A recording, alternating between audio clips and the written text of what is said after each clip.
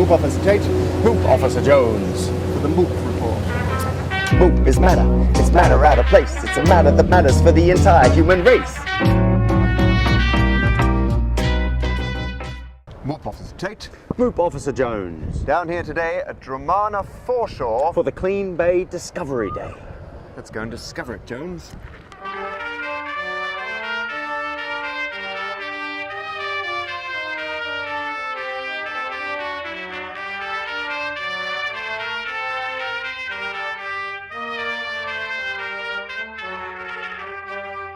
MOOP Officer Tait here with Greg Bain from Melbourne Water. We've got some great weather for Clean Bay Discovery Day today.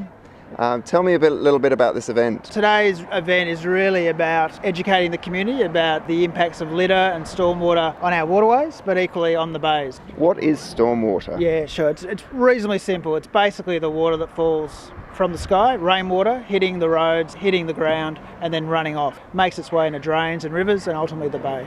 And we make it rain. Woo-hoo! And let's see where all that rainwater goes. Goes down into the road. Down onto the roads, I think you're right. And where are the roads? Where's the water that washes off the roads going to go, do you think? Into the sea. Well done! When we think of stormwater, we don't just think of rain. There's another aspect generally to stormwater. Yes, that's right. And that's the issue we're confronting today. It's really about, well, on its way through the system, what is stormwater bringing with it? MOOP Officer Tait here with Sasha Roos, and here we are right in front of one of our Melbourne Water stormwater drains, actually. Litter, different types of pollutants, leaves, everything that's basically coming from the streets, from the houses, is really coming through this drain infrastructure. There's a number of actions that the community can take. Tell me, what can we do to prevent this kind of stuff going out into the bay? Yeah, so it's really about slowing the flow. Slow the flow, ladies and gentlemen. We're encouraging the community to install rain gardens or downpipe disconnect systems. Also, rain tanks as well are a great way of slowing that flow and really utilising and harvesting that water. Yes, it's free, it's falling out of the sky when it's let's make the most of it. At the point of contact. It is the most fresh, delicious water you can have. So why not grab it? Yep, absolutely. MOOP Officer Jones, and I'm here with Liam Burkett from Melbourne Water. And Liam's got this fantastic rainwater filtration model here. He's going to explain a little bit more about it. This rain garden is actually designed to clean up stormwater around your home or within the community. And basically what it's doing is removing the nutrients and stopping it going into our waterways or Port Phillip Bay. So at home, in our gutters, on our rooftops, we have things like leaf litter, sticks, bird poo, possum poo, and sometimes air pollution. When it rains, the water comes off your roof, and that can otherwise be washed straight out into the bay or into your local waterways, untreated. As it comes down your downpipe, it filters through the plants.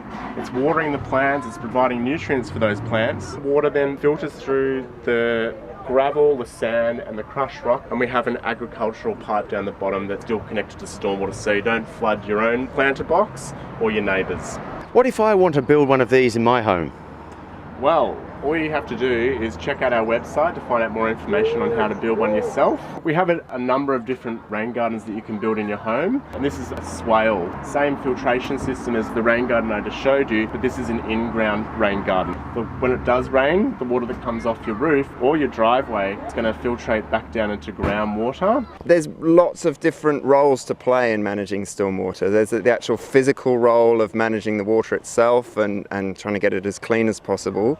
But there's also the social roles of communicating to the general public and other communities. What roles does Melbourne Water play and what other partners play? Melbourne Water does have a role, obviously, in managing rivers and creeks and ultimately what goes out into the bay. We work with the community to educate and to inform them around actions that they can take, but we certainly can't do it alone. Yep. So we rely on the likes of a number of partners, local government, the likes of Dolphin Research Institute, organisations that are trying to achieve the same thing as us and really spread those messages through the rest of the community. Officer Tait, look what I caught! It's a Jeff Weir. Is that MOOP?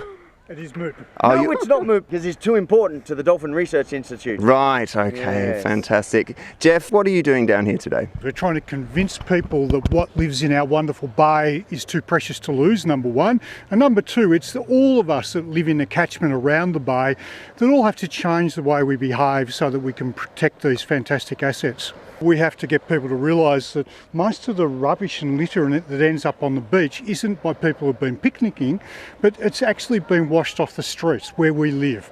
So it's been washed out down the nature strips and the gutters and the driveways, and it's ending up down the drains and then flowing out into the bay. What are the solutions to stormwater? What can people do?